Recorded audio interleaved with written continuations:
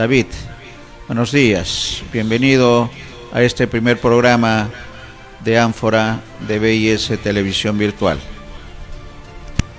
Buenos días, Néstor. Un saludo muy especial a todo el público. Está comenzando un nuevo año 2022 y esperemos pues de que las cosas vayan evolucionando para bien de todos, sobre todo para la grande mayoría, que son las que están exigiendo cambios radicales en, en nuestro país. Y esperemos que este programa siga realizando esa campaña de concientización a la población para que realmente se mejoren los niveles de democracia en nuestro país. Habida cuenta que en el 2022 estamos a puertas de un proceso electoral para renovar gobiernos locales y regionales. Sí, es una de las nuevas tareas de la democracia peruana, las elecciones que van a ser en octubre de este año, David. ¿Y cómo evaluar el tema político en lo que ha terminado el año, que se inició con la elección presidencial de congresistas, una segunda vuelta tormentosa, por decirlo menos, un triunfo ajustado del presidente Castillo, 6 meses de una oposición que tiene como meta la vacancia, un presidente también con algunos desaciertos en las elecciones de los colaboradores más cercanos, ministros y representantes de algunas de las instituciones del gobierno nacional, pero que es el presidente y no se ha respetado esa designación, que es el presidente constitucional, por parte de peruanos que insisten en el tema de la vacancia. Esa puede ser una de las primeras lecturas del panorama. ¿Cuál es la lectura del constitucionalista de este 2021 en lo político, David? Bueno, yo creo que ya hablar del 2021 es redundar más en los análisis que se han hecho la semana pasada, creo que también en este programa, pero es bueno recordar que el escenario nacional está engarzado dentro de lo que es el escenario latinoamericano y el escenario mundial. Entonces, nosotros no podemos hacer ningún análisis en particular si es que no tomamos en cuenta lo que está sucediendo en el mundo, ¿no? Y un mundo donde ya hay varios centros de poder, como son Estados Unidos, Rusia y China, que en estos momentos tienen conflictos muy fuertes. No olvidemos, por ejemplo, que en estos momentos Rusia ha dispuesto que vayan tropas, alrededor de 120.000 soldados con todo su armamento a la frontera con Ucrania, ¿no? Y que Ucrania quiere pertenecer a la OTAN, y que la OTAN es una alianza militar que nació después de la Segunda Guerra Mundial para protegerse del comunismo, pero ahora no hay comunismo. Ahora lo que hay son intereses económicos muy fuertes, ¿no? En los cuales Rusia no considera de que Ucrania debía participar en la OTAN, más bien anexarse a Rusia. Por otro lado, también tenemos el conflicto de China con Estados Unidos, ¿no? Sobre todo por el tema de Taiwán, por el tema de Hong Kong, y hay una guerra económica de la cual muchos especialistas señalan de que China está sacando mucha ventaja frente a esto, y que se ha diversificado a lo largo de todo el mundo en continentes como el África, Latinoamérica y casi todo el Asia, ¿no? Entonces encontramos pues de que hay una guerra económica entre China y Estados Unidos, que al parecer la está ganando China, y todo eso tiene su efecto en países como nosotros, países dependientes, países tercermundistas, ¿no? Países que tienen niveles de tercer mundo con algunas características de primer mundo, sobre todo en las zonas donde vive la gente que detenta pues de alguna manera poder económico. Eso hay que tomarlo en consideración porque esto tiene implicancias en la vida diaria, doméstica de cada uno de nosotros. Por otro lado también tenemos Latinoamérica, que en este último año ha sido también objeto de algunos cambios bastante singulares, ¿no? Por ejemplo, no podemos pasar por alto de que en Bolivia hubo un retorno del MAS al gobierno, a pesar que había sido objeto de una especie de satanización. Después en Honduras ha habido también una elección democrática. El tema de Chile me parece muy importante, sobre todo porque están cambiando su constitución y han dado lugar a que un líder estudiantil o un ex líder estudiantil de 35 años que pertenece al Partido Comunista Chileno resulte siendo presidente por amplia mayoría. Y encontramos, por ejemplo, de que hace poco en Venezuela ha habido elecciones regionales que han de alguna manera consolidado a Maduro, aunque la oposición se ha ordenado, se ha juntado, a excepción de Guaidó, y promete seguir avanzando en este tema de la democratización. Pero lo cierto es que se ha institucionalizado Venezuela con estas nuevas elecciones democráticas y lo que necesita Maduro es sincerar, combatir la inflación, sincerar pues las políticas laborales que le permita de alguna manera tener cierta estabilidad en el gobierno.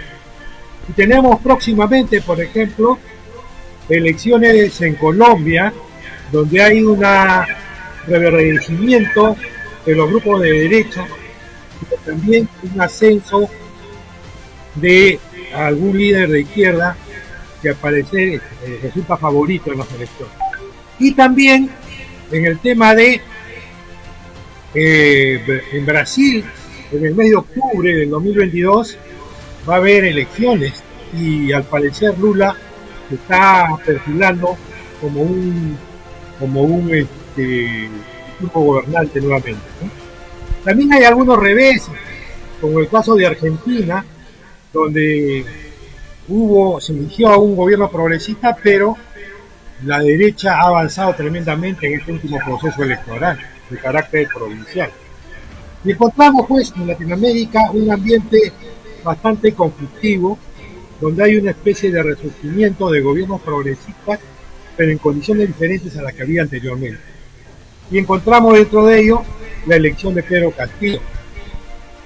Ahora, Pedro Castillo efectivamente, con aval de la población del pueblo del Perú profundo, ha obtenido el gobierno, pero no ha obtenido el poder, porque el poder político y económico lo tienen los representantes de los grandes sectores económicos mundiales y sus lugartenientes en esta parte del país, ¿no? o en el Estado peruano, como es por ejemplo el grupo financiero, el grupo de la industria alimentaria, la CONFIEP, los partidos de derecha, donde incluso se dan algunos casos de alianza de grupos de derecha con grupos fascistas como Vox, que también sucede en Brasil. Entonces hay situaciones que reflejan que esta crisis política, económica, persiste. Entonces eso demuestra de por qué el régimen de Pedro Castillo, a pesar de que ha habido una propuesta de lineamientos de políticas públicas para cumplir con las grandes transformaciones, no tenga pues un eco en el Congreso, por ejemplo, donde aprovechando de los hierros que ha tenido él en la designación de algunos funcionarios, pues están detrás de la vacancia porque nunca aceptaron que la designación democrática de Pedro Castillo. Por otro lado, también debemos tomar en consideración de que en este año va a haber pues una situación económica en las cuales se van a tener que tomar decisiones trascendentales, ¿no? Por ejemplo, un país como el nuestro, donde más del 50% de la población está dentro de la línea de la pobreza, asumir un programa de austeridad fiscal significa matar de hambre a mucha gente. Pero si Pedro Castillo quiere proponer cambios y apoyar a la gran mayoría que está necesitada de esto, ya sabemos que la derecha lo va a tildar de comunismo, de populista, de chavista, etcétera, etcétera. Entonces, ¿cuál es la garantía para que él no termine en brazos de la CONFIEP como lo hizo Ollanta? La garantía es de que el pueblo organizado se organice para respaldar a su presidente y a las medidas que tiene que tomar para satisfacer mejor las grandes necesidades de la población. Creo que eso es muy importante. O sea, no hay absolutamente ningún gobierno que pertenezca a los sectores populares que esté al margen de la organización de la población, porque los demás son poderes formales que están en manos de la derecha, los medios de comunicación en manos de la derecha, los grandes inversores económicos en manos de la derecha. Entonces, ¿cuál es la garantía para que Pedro Castillo pueda ser un gobierno de cambio? Es el pueblo organizado. Y entonces ahí tenemos una debilidad. ¿Por qué? Porque el pueblo no está organizado, y por otro lado también hay una serie de protagonismos que no permiten que haya una unidad programática y propositiva o un comando político que permita un respaldo, pero correcto. Dentro del año 2022, sí. ¿no? Sí, David. En el año 2022, no olvidemos que estamos cumpliendo 200 años desde que se instala un 20 de septiembre de 1822 la primera asamblea constituyente que dio lugar a la primera constitución del Perú, es decir, a la partida de nacimiento del Perú como república. Y que previamente a esa partida de nacimiento hubo un gran debate entre San Martín, que quería una monarquía constitucional, y Arturo Sánchez Carrión, que quería una república como la de Francia.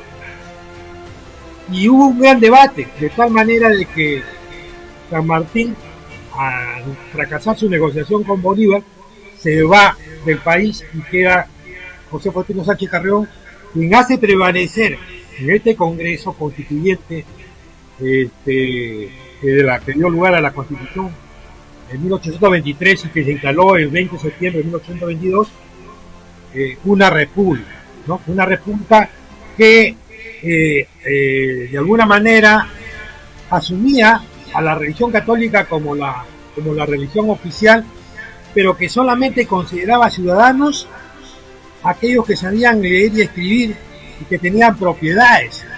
Entonces encontramos de que el Perú, a 200 años de su partida de nacimiento, inicia su existencia sin ciudadanos, en un sistema económico que era semifeudal, donde se pone una república de tipo liberal, como la que existía en Francia. Entonces, desde ahí nomás ya vemos de que nunca hubo independencia económica, ni nunca hubo participación de la grandes mayoría en las decisiones que se toman en el país. Y esta situación persiste hasta ahora. Y eso hay que tener en cuenta, porque la historia nos da muchas lecciones que nosotros tenemos que asumir para no volver a repetir esos grandes errores que se han cometido y que impiden que el Perú realmente tenga un desarrollo de cara a la grande mayoría. Sí, con un gran reto, ¿no? Con un gran reto, luego de este análisis histórico, político, creo que las tareas se presentan difíciles desde la óptica del Ejecutivo. Un Ejecutivo que tiene que afinar mejor sus decisiones, con un poder económico que no está dejando que actúe como gobierno, muy bien señalado por ti, que tiene el gobierno pero no tiene el poder, y esa lectura también pasa, y ahí viene la pregunta y el comentario, David, ¿cómo interpretar si Estados Unidos fue el primer país que dio por aceptada la victoria de Pedro Castillo? ¿Cómo es que ahora está en esta situación, considerando el papel que tiene Estados Unidos en países como nuestro país? Esa es la primera lectura macro, y la lectura interna es que el poder económico nativo es quien se resiste a perder sus privilegios. ¿Qué tiene que hacerse teniendo como perspectiva las elecciones de octubre de este año? ¿Cuál es la lectura? Siempre se ha dicho que Latinoamérica es el patio trasero de Estados Unidos. Bueno, eso se viene diciendo desde después que terminó la Segunda Guerra Mundial. El gran negocio de Estados Unidos fue el pacto de Bretton Woods, donde equipara el valor del dólar a la onza troy oro.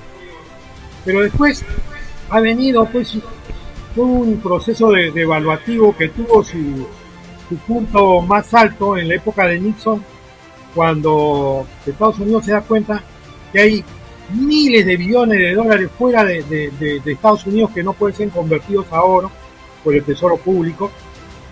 Que dicho sea de paso, el Tesoro Público norteamericano es privado, pertenece a los Rothschild, que son una familia de bancarios que dominan a nivel mundial. Y este tema de gran negocio del dólar con el oro ha hecho pues que países sumisos como nosotros tengamos nuestra economía dolarizada. Mira, ¿qué pasó cuando Saddam Hussein, la década del 90, quiso convertir sus dólares en euros y venderle solamente petróleo a los rusos y a los alemanes y ya no a Estados Unidos? Crearon el tema de las bombas químicas y las bombas nucleares que estaba haciendo Saddam Hussein, intervinieron Irak, se tiraron abajo el gobierno de Saddam Hussein, lo ahorcaron y ahora está todo igual. Pero si hubiera pasado eso, mundialmente todo el mundo corría hacia la moneda más fuerte, que era el euro en este momento. Entonces, de esa manera es que se viene manejando el tema de la sucesión política y económica, ¿no? Si nosotros tenemos una economía dolarizada, pertenecemos a la égida de Estados Unidos. No te olvides que Nixon dijo, bueno, ya, nosotros no vamos a convertir los dólares que están afuera en oro, dentro de los cuales China comunista tenía muchos dólares, pero sí garantizamos esos dólares con nuestras industrias, ¿no? Entonces le dio respaldo a esa moneda papel que no tiene ningún valor. Pero ¿qué han hecho los chinos? Los chinos ahorita tienen bonos del Tesoro de Estados Unidos, es decir, lo tienen del cuello de Estados Unidos desde el punto de vista económico. Y han sido tan inteligentes los chinos que mediante la ruta de la seda que hace 4 años la propuso Xi Jinping, presidente de China comunista, han podido extenderse de tal manera que están haciendo puertos, aeropuertos, ferrocarriles, industria telefónica, una serie de situaciones más. Y en toda el Asia tienen puertos, tienen barcos, tienen containers. El Perú, por ejemplo, en estos momentos no tiene el número suficiente de containers para sacar todos los productos, materias primas, los minerales que está produciendo. Y mucho menos tiene chips, porque nunca se produce chips. Y Estados Unidos tiene el número de chips, eso lo dice Attilo Borón hace poco, lo ha dicho en un análisis. Entonces, hay impedimentos para que haya un despegue económico, y a esto le agregamos la sujeción de los dólares por parte de la economía peruana en relación a la comunidad norteamericana. Eso nos da una idea de que quienes digitan cómo debemos nosotros desarrollarnos son pues los grandes centros financieros internacionales que están en Estados Unidos. Por eso es que no nos dejan tener políticas nacionales de industrialización, por ejemplo. Por eso que nos imponen una constitución que nos deja, que tenemos que dejar hacer, dejar pasar, y la mano negra, que es la mano de ellos, es la única que puede regular la economía. Entonces eso significa que si tenemos que romper con esa situación, tenemos que ir procesando una asamblea constituyente y un cambio constitucional. Porque no va a haber otra manera, pero para eso necesitamos organizar a la población. Por otro lado, tampoco podemos dejar de lado de que China comunista, es nuestro principal comprador de materias primas en estos momentos. Y que China comunista, en conjunción con mineros o inversionistas mineros, están haciendo el megapuerto de Chancay. Entonces, ya la situación ha cambiado, ¿no? O sea, ahora ya los centros de poder van desplazando y están en una guerra económica. Por eso te decía, hay una guerra económica entre estos grandes centros de poder, ¿no? Y China es la que está sacando ventaja. Por eso que Estados Unidos trata de alguna manera de ser complaciente, pero sin que haya cambios sustanciales dentro de... Por eso es que cuando se plantean reformas como la tributaria, el Congreso se encarga de minimizarla al 10% para garantizar que no haya ningún cambio desde el punto de vista económico a nivel macro que permita de alguna manera satisfacer la necesidad de la población. El tema de la industria alimentaria es otro tema, ¿no? Entonces, y a esto debemos agregar, y en provincias, y en los distritos, y en los departamentos, ¿qué está pasando? Todo es centralismo. En ese escenario, las elecciones para gobiernos subregionales van a ser más de lo mismo.